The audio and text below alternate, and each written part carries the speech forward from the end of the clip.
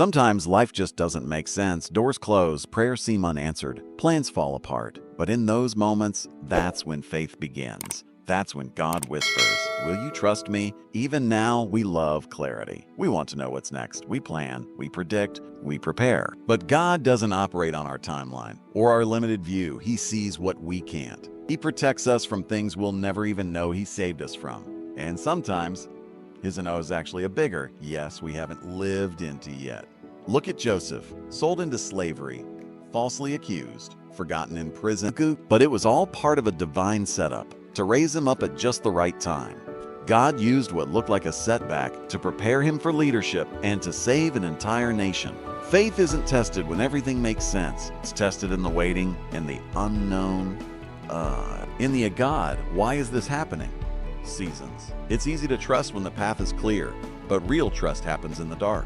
When you still pray even when you don't hear Him, when you worship even when your heart is broken, when you obey even when the outcome is uncertain. That's deep faith. That's mature trust. God is not punishing you in the confusion. He's positioning you.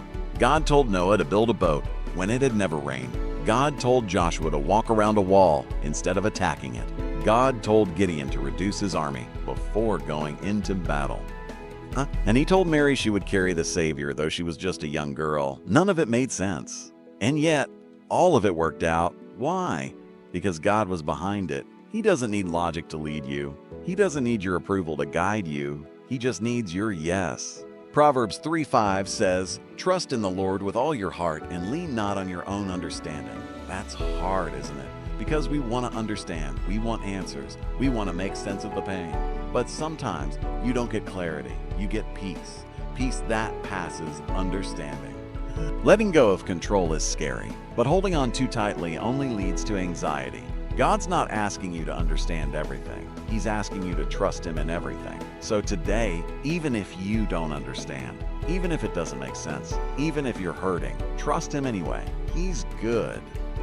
He's faithful, and He's working even in the silence. You'll look back one day and say, "And now I see what He was doing." But for now, walk by faith and put Jesus first.